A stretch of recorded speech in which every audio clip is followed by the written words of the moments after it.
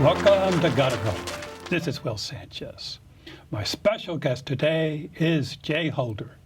He is a team captain for Urban Athletics here in New York City, and he is the producer of... This is New York's #1 news. Channel 7 Eyewitness News. It's on every night at 11 p.m.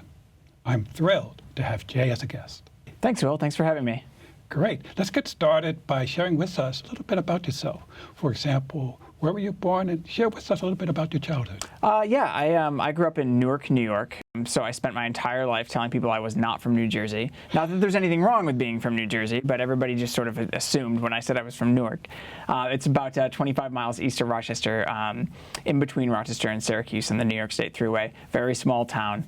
Both my parents were from there, so I lived there until I went to college. I think my high school graduating class was less than 200 people. So it was a pretty tiny community. It's the opposite of where we are now. Were you athletically inclined as a kid? Absolutely not. I was probably the least athletically inclined person in my middle school class. I was, for lack of a better term, the fat kid who shopped in the Husky section, and I tried out for the basketball team twice and got cut. I was, and when I got to high school, I did theater. I'm not coordinated at all, is the problem. I'd strike out in t-ball. So yeah, I really did not gravitate toward it growing up. So what did you study in college?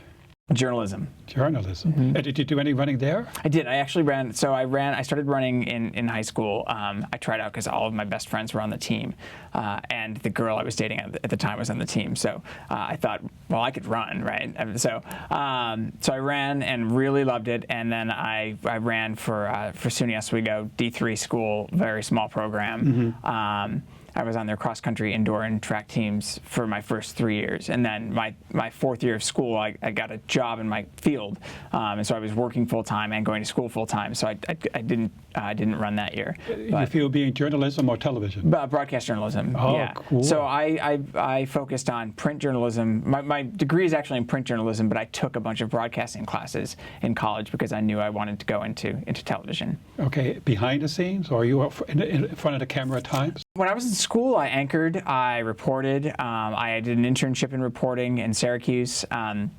I thought that's what I wanted to do. And then one summer I did a producing internship and just fell in love with it. You have total editorial control over a show. I mean, there's so many moving parts to play around with. If you're a control freak, it's a good job to have. You look very young, so how did you make the transition to WABC where you're now? This is my 11th year in television. Wow. I started producing at the NBC affiliate in Syracuse my senior year of college. I was 20. I was interning there before, and they had a producer leave sort of unexpectedly, and they called me and they said, hey, do you want to work here?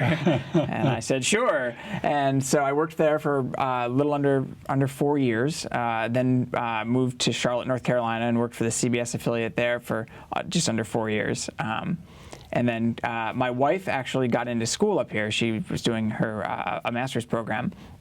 And so I, on a whim, just like, well, we're going to move up here. I should apply to some TV stations. Wow. So everything just kind of worked out well. Cool. How did you meet your wife? Is there a story to that? We met through the running club. I started a running club with two of my best friends in Charlotte, North Carolina when we lived down there. And we used to do a lot of socials and post-run. We'd go out for burgers and beers. And we met at one of those socials. We were friends for a while and started dating when she was training for a half marathon. And I was sort of helping her through that. And the rest is history. Wow. So how long have you been married? We got married in 2011, so we've been married almost 4 years. And I hear you're expecting a baby soon. We are. Number one, my wife is 8 months pregnant. She's due June 28th, so just about 5 weeks from now. Yeah. And also, that's the day you're going to shave your beard? That is the day that this goes away. I'm doing this beard to baby thing, and there's no real reason for it. I know we were talking about it before the show. It's just to sort of be uncomfortable while she's uncomfortable. To some extent, it's a very small fraction of the discomfort that she feels. Okay. I know. So. All right. Probably kissing you is more uncomfortable. Yeah, I imagine. Actually, she loves the beard. She wants me to keep it. I didn't even know I could grow facial hair, so this is. Oh, there you go. Yeah, it's very new. Let's go back to ABC. Sure. Now, you've been there for 2 years. What are some of the big stories that you covered? I've actually been there 4 years. 4 years. I've been on the 11 for 2 years, though. Okay. Wow. It seems like there's been a lot in the last 4 years. Hurricane Irene happened when I first got here, and that was a huge all hands on deck kind of story. It paled in comparison to what Sandy ended up being, and I was in the control room for that. That was really intense. I think we stayed at the station for, I don't know, 3 days straight. I was also working on I do a lot of the coverage for the New York City Marathon. It's sort of my special side project, and I was working on, that was the first year that we were covering the race. We had just gotten the contract, and we had put together 2012. Okay. So we had put together all the coverage for that, and then Sandy hit, and it became that in itself became another project. While we were trying to cover the storm, we were trying to figure out what we were going to do with all of our marathon coverage. That's right. So that was big. Newtown was shortly after that. I actually was there field producing for our anchors who were anchoring from the scene there, and that was like nothing I've ever seen before. Particularly, you're a young guy watching all these young families. It was really tough to cover, and that's a kind of story. Any of these stories where you are covering somebody's horrible personal tragedy, you need to walk a fine line between giving people the facts and giving people the information they need to know, and not invading people's privacy. Yeah. And that's what covering that was all about. You didn't want to be sticking cameras and grieving people's faces, but you also wanted to get the information out there to people. Boston in 2013, I was there. You actually ran it. I ran the race, and then everything that happened about 2 hours later, and so that was a marathon in itself of coverage after that. So obviously, if it was 2 hours later, you did a sub 3. Yeah, I ran 2:37 that day. That's fantastic. We'll figure out how you got from Husky to a 2:37 marathon at some point. But anyway, let's go back to Boston. So you're there, the bombs go off, and then you went to work immediately? Immediately. I mean, you just kind of click into that mode when you're a journalist. You just, I found out something had happened. I didn't know what it was, and I just wanted to find out all the information I could and get it back to New York. So yeah, I left. I had fortunately showered, but that's about as far as I had gotten.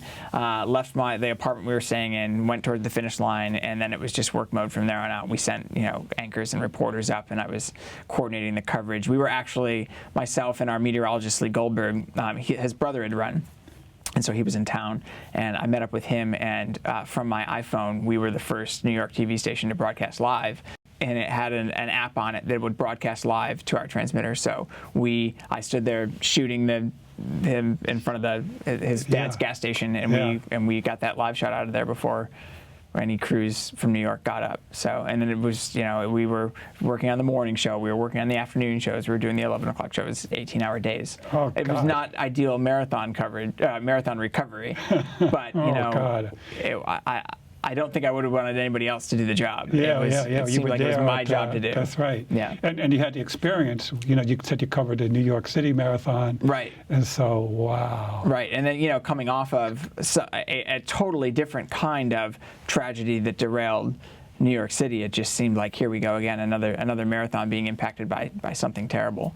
So I'm glad that string of misfortunes is over. Did you run Boston again the following year? Boston Strong? I did. It was a totally different experience. I was training for it, but I got injured and had some health issues, and so I ran it for fun.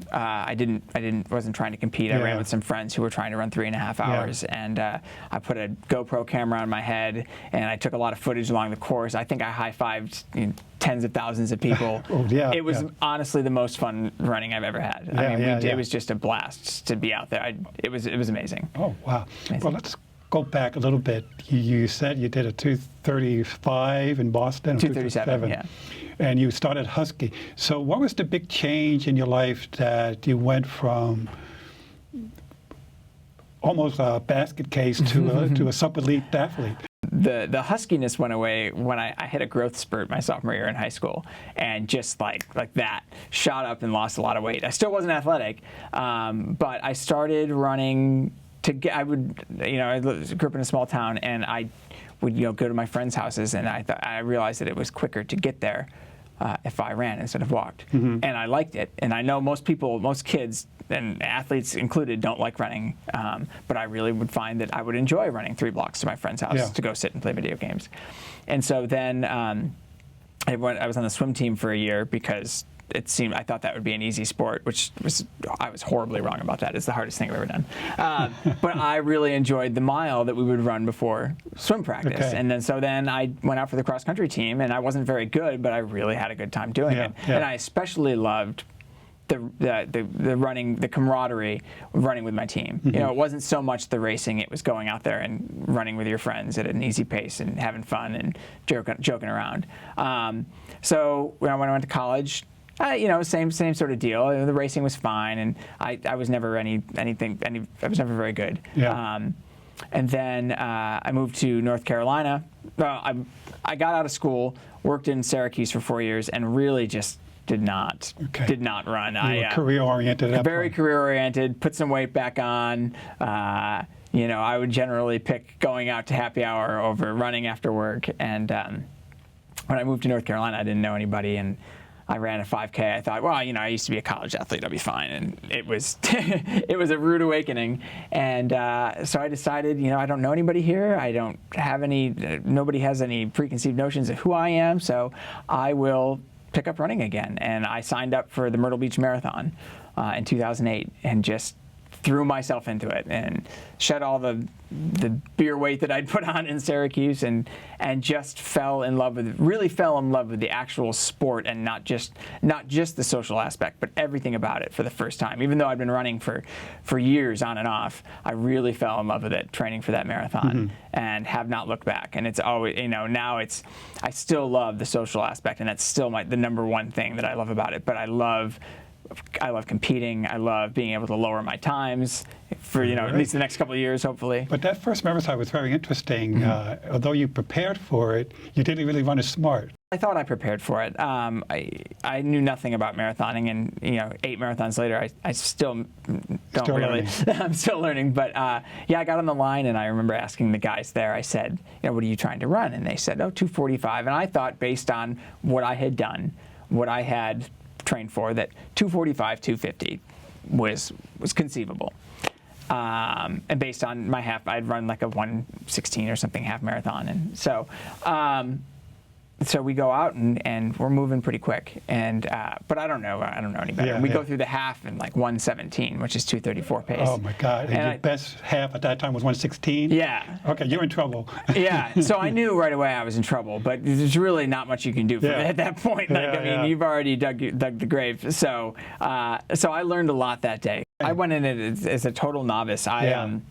I used Hal Higdon's plan. I knew nothing about coming up with a race plan. I was such a rookie, and the marathon is such a complex race, and there's so many things that can go wrong, and I didn't know that. And in a way, that was good. It was good to just kind of go into it and do it with no preconceived notions. Okay. But now, knowing what I know. Well, now you're a captain with Urban Athletics. So what happened? After that marathon, did you meet your wife after that? Or? I did meet her after that, yeah. So that marathon was on Valentine's Day in Myrtle Beach. I'd driven down there by myself, and Valentine's Day night, I went down to the hotel hot tub after the marathon, and it was just me and like 5 or 6 couples on their Valentine's Day retreat. It was a very kind of, not looking back on it, it's kind of sad and funny.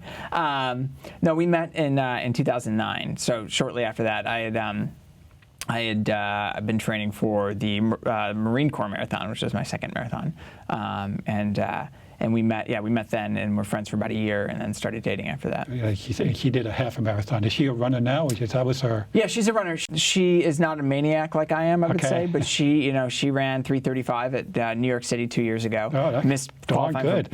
Missed qualifying for Boston by 7 seconds, Oh, which wow. was amazing. And it was a great run. It was almost a 20-minute PR for her. Wow. She's done 2 marathons. She'd really like to do Boston.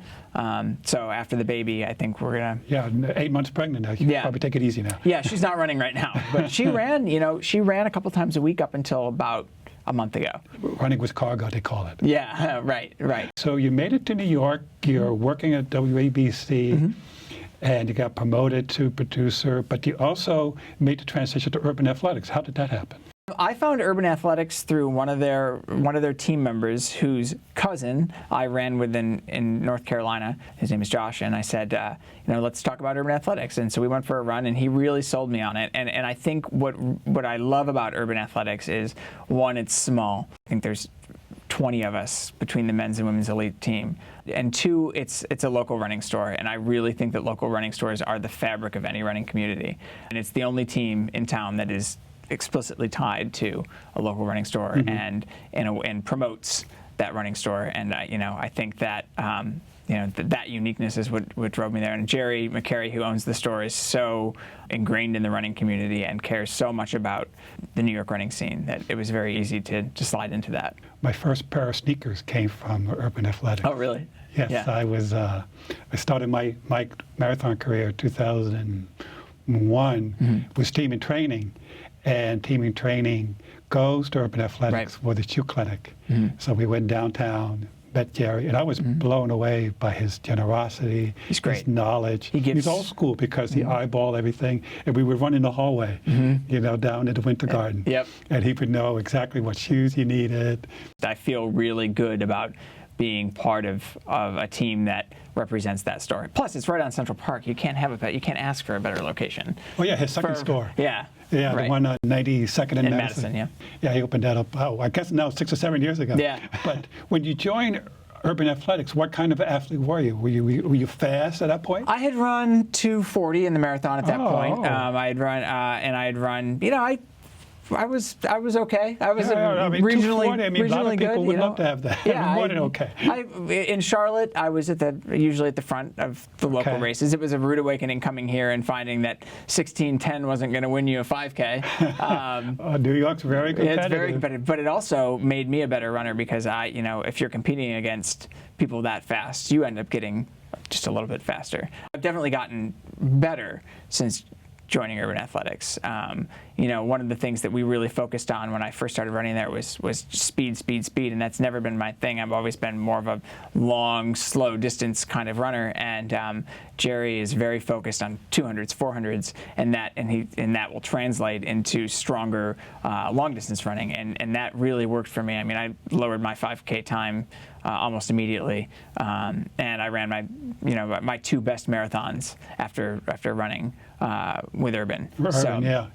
So this is New York and Boston, I guess you've been concentrating on? I've actually never run New York because I'm so you're producing so it. busy. Yeah, I could tell you anything about it, but I've never run it. I know the course like the back of my hand. No, it was the 2012 Boston Marathon, which was the day that it was 90 degrees. Oh my gosh! And for me, I survived, and I survived stronger than some others, and I think that a lot of that had to do with the training that I did leading up to it. It wasn't a PR, but it was, as far as performance goes, it's the race that I'm proudest of. And then the 2013. Yeah, that's huge temperatures. That's incredible time. You did what? That was the 2:35. I know that was so in 2012. That was the next year that I ran that. But in 2012, I ran 2:41, but I finished 95th, and I don't think I'll ever be able to say I finished in the top 100 at Boston again. So it's the race I'm proudest of, and that was a race where people were just dropping like flies because it was so hot. So. I think they almost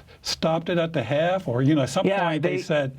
And they offered it. people the chance to defer. It's the only time Boston. They put out an email the night before, and they said if you want to just defer and come back next year. They basically were begging people not to run it. And you did. It was very brutal. Well, they don't want to lose anybody. Right. There's always another race, but there's only one of you. That's right. So you were very fortunate that you did so well. Yeah, I'm just. That's the day. I don't know if I'll ever have a day where I'm that proud of running. So. All right. Well, let's. We're here on Manhattan Neighborhood Network, and we love doing TV shows. And you're a producer for ABC. You're Now, I was reading a little bio. It's something called line producer and a film producer, Yeah. different kind. So walk us through, what is a line producer? So the line producer is basically I like to say the architect of the show. I design, build, and write the newscast. There are a team of people who make that design come to life. But what I do is, we come in at the beginning of the day, 2 in the afternoon for the 11 o'clock show, and kind of look through all the stories that we are covering, all the stories that other outlets are covering, stories that viewers have tipped us off to. You go through Twitter, you go through Facebook, what are people talking about? And then we have a meeting with all of the team, and the producer, the executive producer, who is the manager in charge, the anchors, the reporters, the photographers, and we kind of take all of those things that we've looked at and we say, what are we going to cover? And we ask other people for their story ideas that are in the meeting. And we walk out of that meeting with a rough draft of what our newscast is going to look like. My job is to put that into a rundown, pick the order of the stories, pick the format of the stories. Is an anchor going to be standing to read this? Is an anchor going to be sitting with the box over the shoulder to read this? Is the reporter going to be live in the field? Is the reporter going to be a taped piece? All of that stuff goes into a rundown. That will inevitably change 100 times before 11 o'clock hits. Sometimes at 10:58, I'm still like moving stuff around. Oh, God. And then, I work with a team of writers and the anchors about what the scripts are going to say, about how long each story is going to be. Maybe 20 seconds for this story about a water main break, but maybe 40 seconds for this story about the latest out of Iraq. That is amazing, because when you watch the news, it looks pretty seamless. That's the ultimate goal, is to get the show on the air and make it look like it's easy, and don't give people a break to turn it off. You want it to just move, especially at 11 o'clock. Oh, you want the show to really zoom. Yeah. So how many cameras are in the studio? We have 4 cameras in the studio. And now, do they really do I see at the end, is that really true, or is they faking that? That's real. That's our stage manager, and that's really the only other person in the studio. All the cameras are automated, and they're moved around by remote control by a director in the control room. Oh, same here. Yeah. We have 2 robotics here. Yep. And one's standalone. And it's the way of the future. I remember just 11 years ago when I started in TV, there would be a person at every camera, and now everything. We don't have an audio operator anymore. It's all automated. It's all pre-coded by a director who goes in and puts in commands based on what I'm calling for, if I want one anchor to read something or if I want it to be on camera 4 or whatever. So you also manage the control room? My job in the control room is to make sure that we're on time. So I'm always looking at the clock, and I'll often go into the show knowing that I have a minute of extra content built into the show, and that I have to get rid of it somewhere. And so through the show, I will cut stories or shorten stories or add or give time to the meteorologist. No, you don't have any gray hairs. How do you? I guess I thought there were some here. Is that through the running? Yeah, I do think that running for me is my greatest source of stress relief. If I don't run, I am just a ball of stress. So I really do think that is part of it, and I do think running keeps you young. I think there's some real truth to that. Yeah. Excellent. You look so youthful, and you have such a high stressful job. It sounds very stressful. I mean, I do this show, and by the end of the show, I am wiped out. I don't like to be bored. I think that that's a runner thing, right? We always have to be on the move. We always have to be stimulated, and I think that this job is really good for that. While you're running, are there thoughts going through your mind about the show, or do you put that away and this is just your time? I generally make it my time. I mean, it depends. If there's a big story, if I know that there's a big story going on when I leave the house, I'll think about it. But I generally don't. It's the time where I'm not connected to my phone, where there's not a TV or something on in the background, and I just think about other things. I think about my wife. I think about our child that's coming. I try to avoid it as much as possible, and I think that that's a healthy thing. I know that a lot of people live, eat, sleep, and breathe TV news who are in it, and that's one way to do it. For me, there has to be some away time. Absolutely. Now, in closing, what are some of your personal challenges in terms of racing that you have coming up? I'm running the Vermont City Marathon on Sunday.